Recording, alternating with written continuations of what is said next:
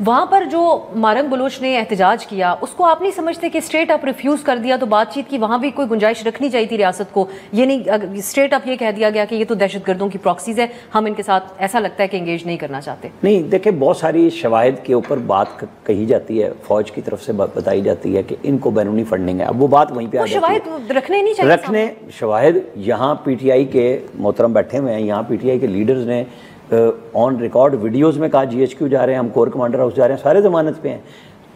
आप यूके में चले जाएं तो वो एक एक ट्वीट पे 10-10 साल सजाएं हुई हैं। यहाँ हम किस अमल की बात कर रहे हैं? यहाँ हर इदारे ने बहुत इंक्रोच किया हुआ है। मुल्की कौमी सलामती के लिए सबसे बड़ी तरजीह होनी चाहिए कि कोई बैरूनी मुदाखलत ना हो। क्या जीएचक्यू पे हमला, सबूत होने चाहिए। क्या आईएसआई के दफ्तर पे हमला, पीएफ बेस पे हमला, कोर कमांडर हाउस, हम बात किसी और तरफ चली जाएगी। हमारे यहाँ मसला ये है कि कोई भी इदारा अपनी जगह पे नहीं खड़ा। वो कहता है मैं ही सबसे ज्यादा आगे जाके काम दिखा दूं। बलोचिस्तान कोई एक दिन में बिगड़ा है? भुट्टो साहब ने पहला ऑपरेशन किया था ना।